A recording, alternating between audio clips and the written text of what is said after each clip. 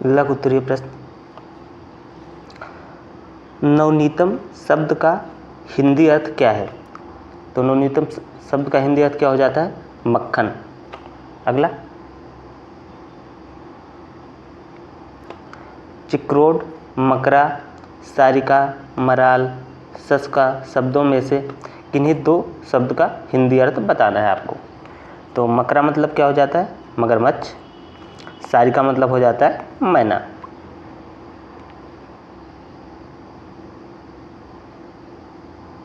अगला, निम्नलिखित शब्दों में से किन्हीं 4 शब्दों का हिंदी अर्थ लिखिए। पहला हो जाएगा समाचार पत्र, समाचार पत्रम, अश्रु, न्यायालय, स्व, पितृव्य, पितामह, धूम, द्वारम। तो इनमें 4 का हमें क्या करना है? हिंदी बताना है।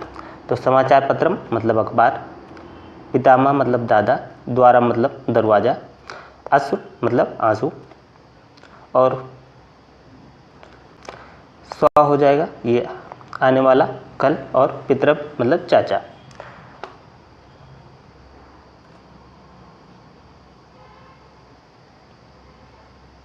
अगला, निम्नलिखित पशु पक्षियों के नाम संस्कृत में लिखिए। गधा, तोता, मछली, बकरी। गधा गर्दभ, तोता सुग, मछली मत्स्य, और बकरी को क्या बोलते हैं संस्कृत में? अजा, अजा बोलते।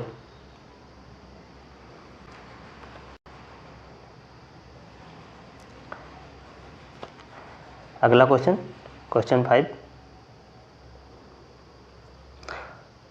2 पशु और 2 पक्षियों के नाम संस्कृत में लिखिए। पशुओं के नाम देख लेते हैं पहले। भालू को संस्कृत में बोलते हैं भल्लुका, शेर को सिंहा। पक्षियों के नाम देख लेते हैं। कबूतर को कपोता, और कोयल को पिका।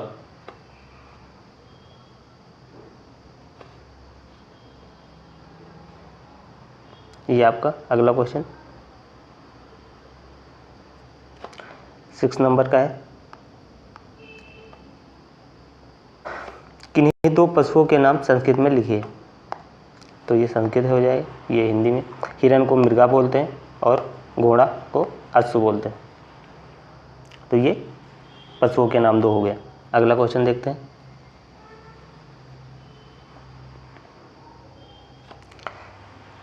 अधोलिखित का संस्कृत लिखिए। सरसों, शरीफा, कटहल और पपीता। शब्द ये हो जाएंगे, ये हो जाएगा संस्कृत। सरसों को सरसपा, शरीफा को सीताफलम, कटहल को पंसम, और जो पीपल होता है उसको बोलते अस्वस्थ।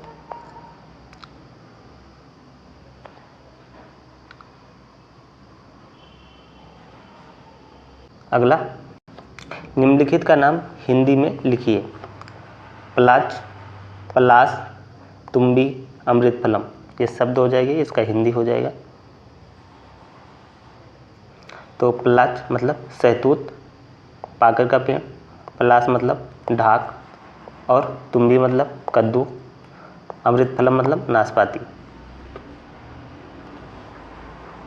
अब आ जाते हैं हम लघु उत्तरीय प्रश्नों पर। पहला प्रश्न, अपने आसपास किन्हीं 5 वस्तुओं के नाम लिखना है, पशुओं के नाम लिखना है, पक्षियों के नाम संस्कृत में लिखना है। ये 2016 का क्वेश्चन है, काफ़ी महत्वपूर्ण है। तो पहले हम लिखते हैं वस्तुओं का नाम।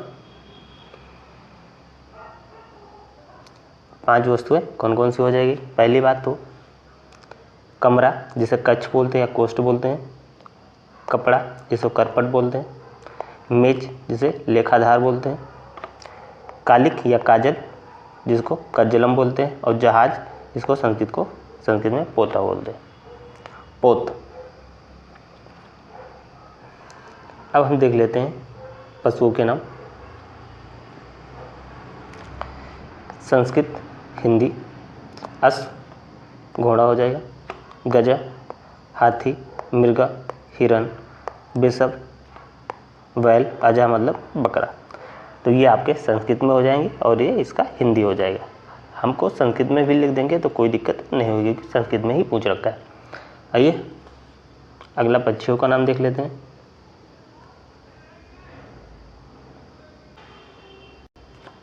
संस्कृत हो जाएगा और ये हिंदी हो जाएगा। उल्लू का उल्लू, कपोता कबूतर, मयूर मोर, और फिर वर्तिका बतख, पिका कोयल। तो ये आपके पक्षियों के नाम हो जाएंगे। अगला क्वेश्चन नंबर 2, निम्नलिखित शब्दों में किन्हीं 6 शब्दों के नाम संस्कृत नाम लिखना है। 2016 का क्वेश्चन है, काफ़ी महत्वपूर्ण है। घोड़ा, कुत्ता, बकरी, कोयल, चिड़िया, पेड़, तरबूज, लड्डू और अनार। इनको क्या करना है, हमें संस्कृत नाम इनके लिखने हैं। तो आइए देखते हैं। हमने 2 कॉलम बना लिया, संस्कृत और हिंदी और संस्कृत का। तो घोड़ा मतलब अस्तु, कुत्ता कुक्कुर बोलते हैं और स्वान भी बोलते हैं, दोनों बोलते हैं इसे। बकरी अजा, कोयल को पिका बोलते हैं, चिड़िया को खग बोलते हैं, खगा, पेड़ वृक्ष, वृक्षा, तरबूज कलिंगम, और फिर अनार, ये हो जाएगा आपका अनार, दाड़िमम, लड्डू मोदकम। तो ये नाम हो जाएंगे आपके जो दे रखा था। अगला क्वेश्चन नंबर 3 देख लेते हैं। क्वेश्चन नंबर 3 क्या कह रहा है, निम्नलिखित संस्कृत शब्दों का हिंदी लिखिए। इसका हिंदी लिखना है, क्या क्या है, खगा, कुंजर, कुंजर, दाड़िम, गोधूम, सरिस, जलम, नकुला, पिपीलिका, अस्वस्थ। तो ये नाम दे रखे हैं कुछ संस्कृत में जिनको हमको लिखना है। ये काफ़ी महत्वपूर्ण है, 2017 का क्वेश्चन है। तो हमने 2 कॉलम बना रखे हैं, संस्कृत और इसकी हिंदी। तो खगा मतलब आपको पक्षी होता है, कुंजर ये होता है हाथी, दाड़िमम मतलब अनार, गोधूम मतलब गेहूँ, सरसिजम मतलब कमल, नकुला मतलब नेवला, पिपीलिका मतलब चींटी, अश्वत्थ मतलब पीपल। तो ये इसके हिंदी से, इसके संस्कृत से इसके नाम हिंदी में ये हो जाएंगे। आइए अगला क्वेश्चन देखते हैं। ये अगला क्वेश्चन हो जाएगा क्वेश्चन नंबर 4।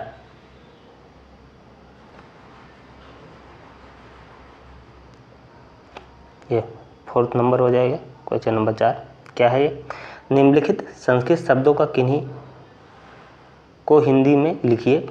गोधूम, तक्रम, द्राक्षा, कदलीफलम, द्विदलम, बदरीफलम, लोचनम, पंका।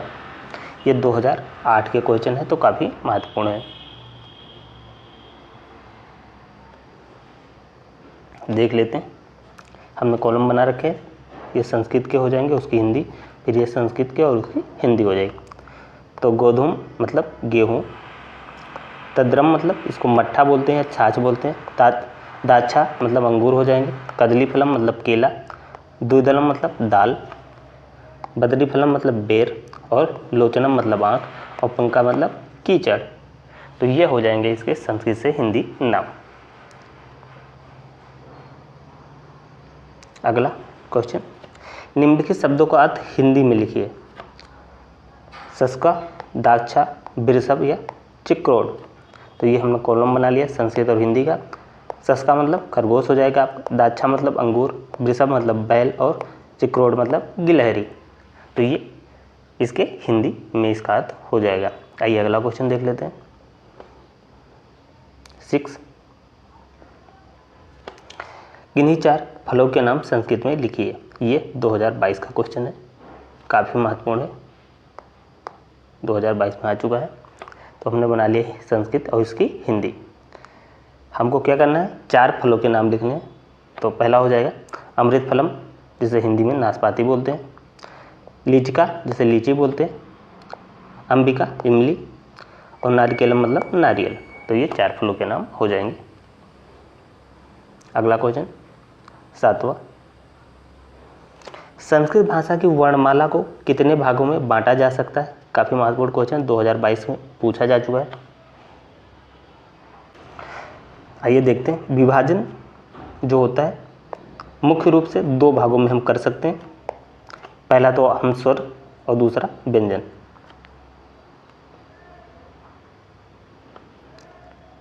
जिसको हम एक फ्लो चार्ट से देख लेते हैं। वर्ण 2 भागों में हम इसको डिवाइड कर रहे हैं। पहला स्वर और व्यंजन।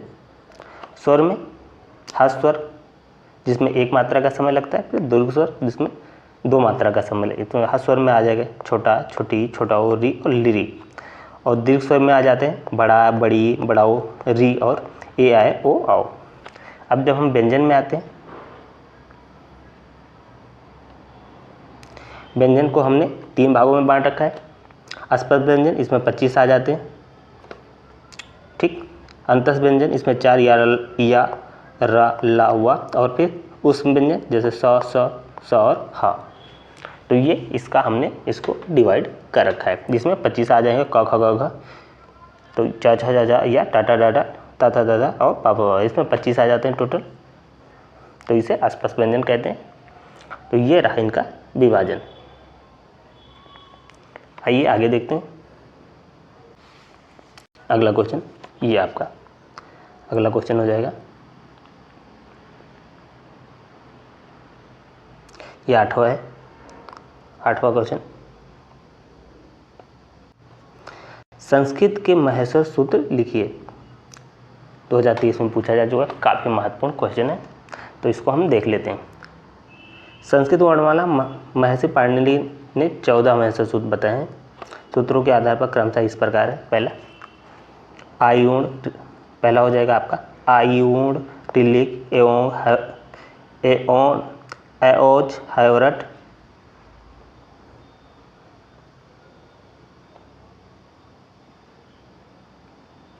लण, यमगणनम, झभय, घड़धस, जब, गणदस, खा, पाठ, छठ, ठ, चटतव, कपय, ससर, हल। तो ये आपके 14 महेश्वर सूत्र हो जाएंगे, ठीक। इनको आप लोग याद कर लिए, क्योंकि ये बेस है संस्कृत की। जैसे हिंदी में वर्णमाला होती है, जैसे संस्कृत में की वर्णमाला है, तो इसको आपको याद करना पड़ेगा। और ये काफ़ी महत्वपूर्ण है, पेपर में आता ही है। आगे देखते हैं और कुछ महत्वपूर्ण चीज़ जो पूछा जाता है। संयुक्त व्यंजन, यहाँ से काफ़ी क्वेश्चन बनते हैं। जब 2 व्यंजन वर्ण मिलकर एक वर्ण बनाते हैं, ठीक है।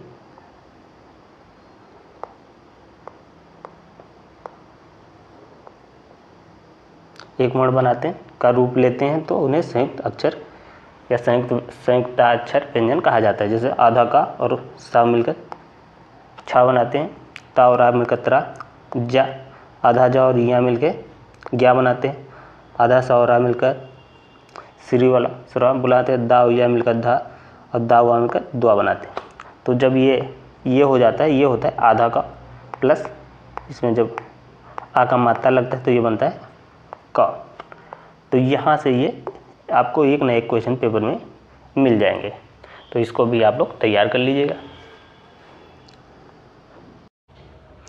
आप लोग कमेंट करके बताइएगा ये क्लास आप लोगों को कैसी लगी। इसे लाइक करें, शेयर करें और चैनल को सब्सक्राइब करके बेल आइकन दबा दें। पीडीएफ के लिए आप लोग टेलीग्राम ग्रुप ज्वाइन कर लें, जिसका लिंक आपको कमेंट बॉक्स में मिल जाएगा। तो इस क्लास में इतना ही। जय हिंद, जय भारत।